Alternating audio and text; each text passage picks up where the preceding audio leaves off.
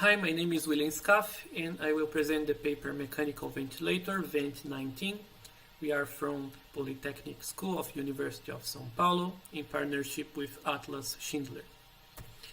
So we are living in the COVID-19 pandemic, and the SARS-CoV-2 virus spread very rapidly across the world, and mechanical ventilators are essential devices to treat patients on severe cases of COVID-19. Mechanical ventilators, there was a shortage on the market because every country needed these devices, and they are sold at a very high cost, and there was a big delivery delay. The problem is that with the lack of mechanical ventilators, the death rate increases because we can't treat the patient well without these devices. And we needed this device across the whole country, and no national suppliers are available to attend this demand. So we needed to develop and produce emergency ventilators with low cost and widely available parts across the country. So in this research, we proposed an emergency mechanical ventilator and use only widely available parts in Brazil. We use only low cost and easily assembled parts. The device must attend all regulatory requirements, and we try to optimize the approval time by using already approved devices like the BVM for the pressurized air supply. So we aim for simplicity, and we try to compensate the low cost materials and the mechanism and all of that with control. We also choose to use DC motors, brushed DC motors, because they are lower cost and widely available in every city of Brazil. We also used Arduino as the controllers and Raspberry Pi for the supervisory system and communication. We use electro valves, pressure sensors, and encoders, and we don't use oxygen sensors because they are very expensive, and we don't have these sensors available in Brazil. We have to import these devices. So we avoid that. This is the architecture of the mechanical ventilator. This is the supervisory system built with a Raspberry Pi and a display, touch display. And this is the mechanical ventilator. It's controlled by an Arduino, have motors that presses the BVM, we have air input that goes into the patient circuit, and the exhaled air goes to the environment. The mechanical part is very simple. It's a pulley, a rod, and a lever that pressurizes the BVM and goes to the pressurized air goes to the patient circuit. We have a display here, knobs and buttons to set the values for the ventilation parameter. Here's the parameters that must be set, and here's how data flows. We have respiratory frequency, ratios, PEEP, the oxygen concentration, etc. And we have the sensibility here.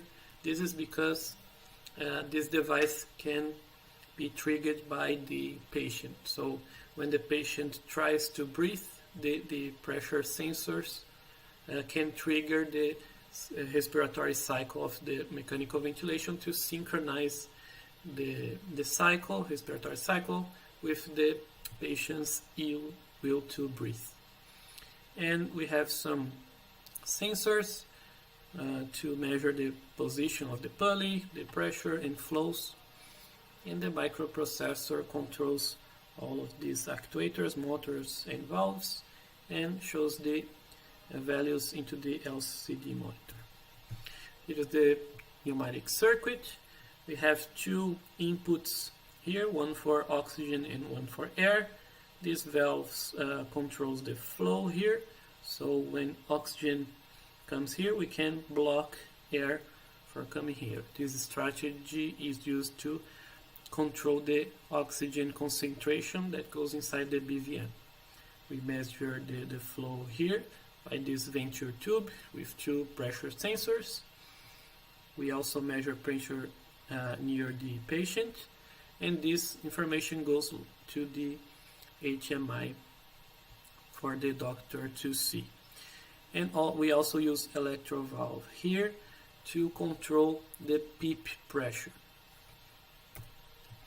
We use very simple sensors like encoders. This pattern here is used to control the position of the pulley. And we use 2 pressure sensors in a venture tube to measure the flow. Here's the control loop of the system.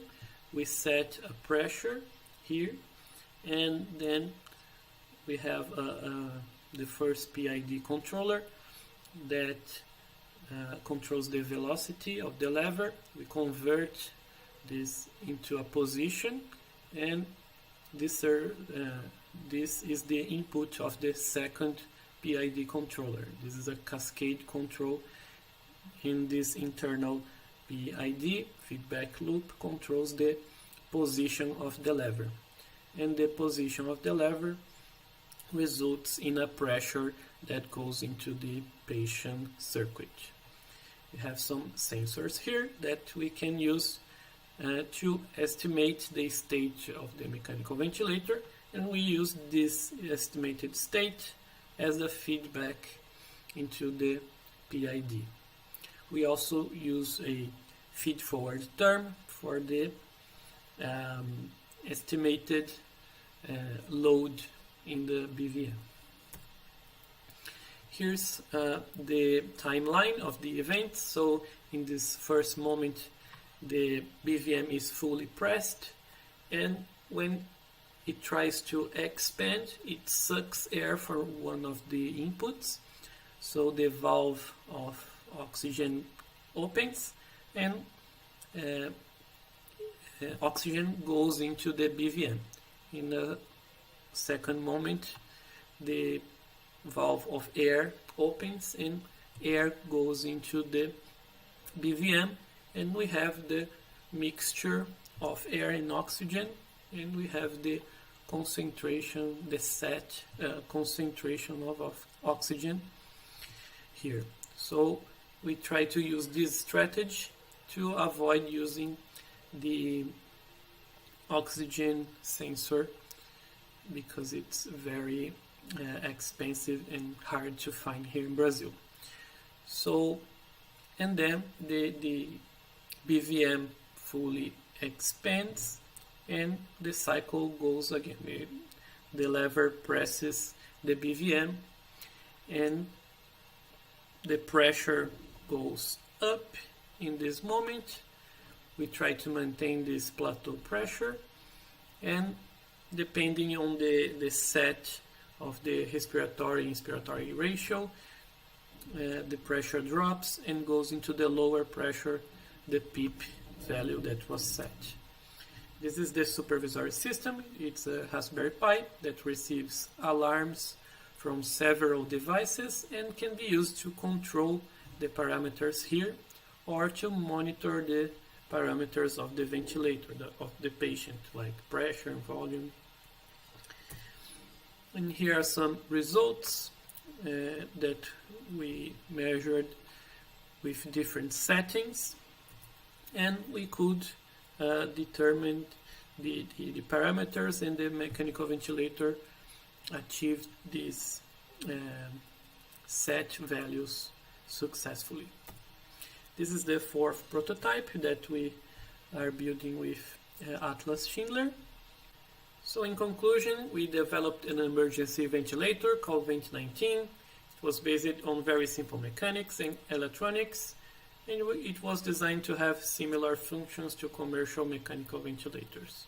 All elements are easily obtained in Brazil, and all of the complexity resides in the control algorithm that can be easily be replicated. The fourth prototype is on bench tests, and animal tests are coming soon. We also did some preliminary animal tests with other prototypes. So we would like to thank Professor Henrique Takashi from Polytechnic School of São Paulo for his support with the mechanical lung, and José Pinhata from the School of Medicine of USP for his support with the animal tests. We also would like to thank Amigos da Poli for their financial support, and CMPQ and Atlas Schindler for their partnership with us in this project. Thank you.